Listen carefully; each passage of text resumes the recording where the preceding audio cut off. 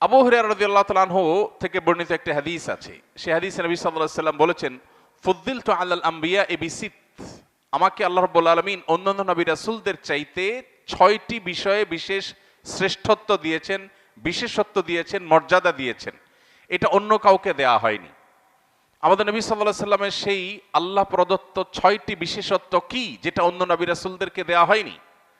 সে সম্পর্কে নবীজি সাল্লাল্লাহু আলাইহি সাল্লাম নিজে বলেছেন, নাম্বার 1, উতিতু জাওয়ামিআল কালিম, অল্প কথায় অনেক কিছু ব্যক্ত করার অসাধারণ ক্ষমতা আল্লাহ তাআলা আমাকে দিয়েছেন।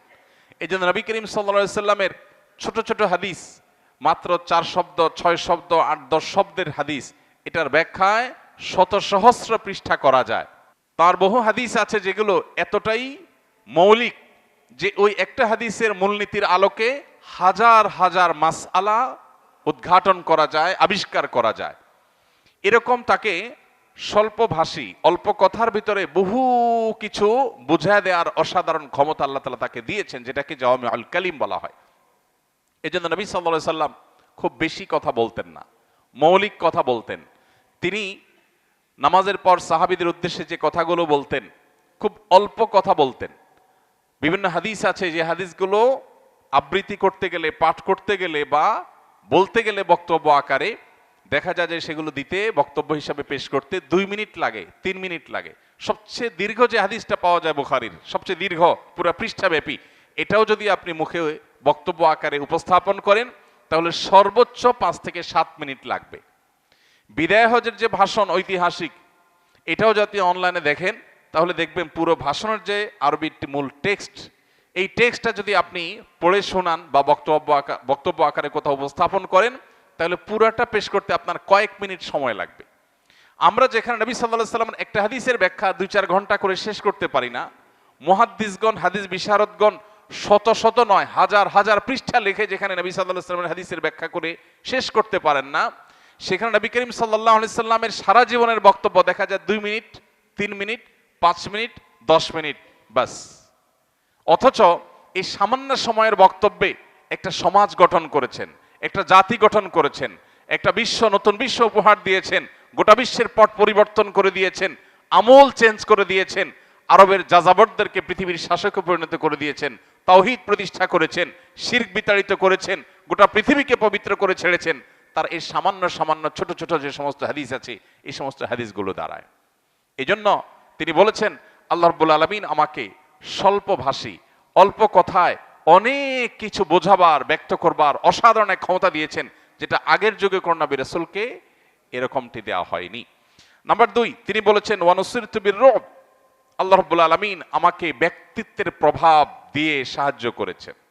তার ব্যক্তিত্বের প্রভাব এত বেশি ছিল যে তিনি কোনো দিকে গেলে দূর দূরান্ত পর্যন্ত তার ব্যক্তিত্বের প্রভাবে পুরো এলাকা প্রভাবিত হতো।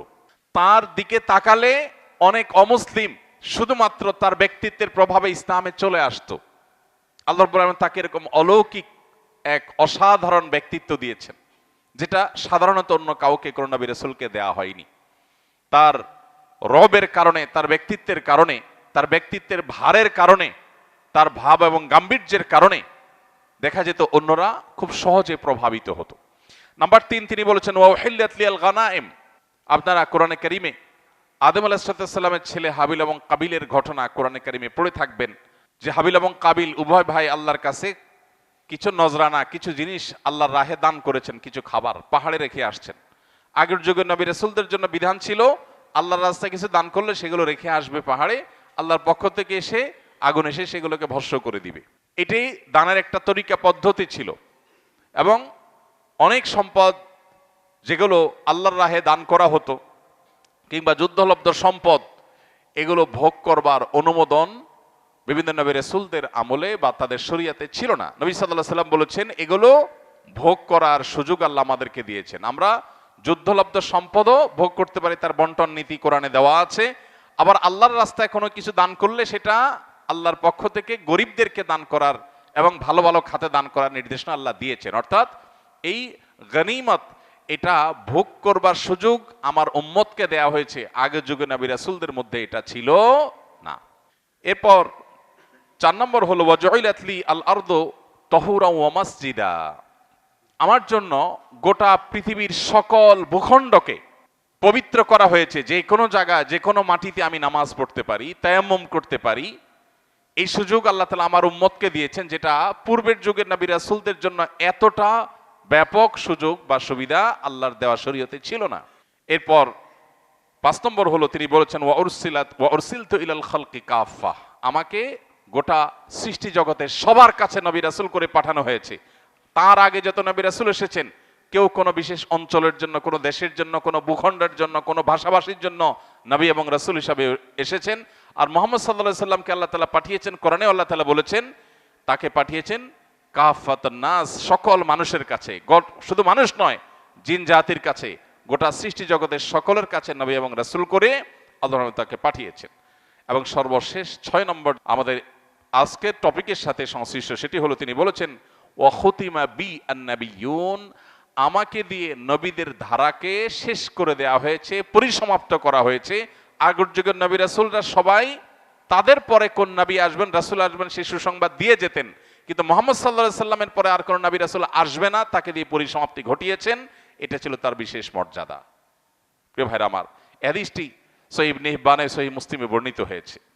এই হাদিসের আলোকে দিনের একেবারে আলোর মতো পরিষ্কার হয়ে যায় যে মুহাম্মদ সাল্লাল্লাহু আলাইহি সাল্লাম সর্বশেষ নবী এবং রাসূল।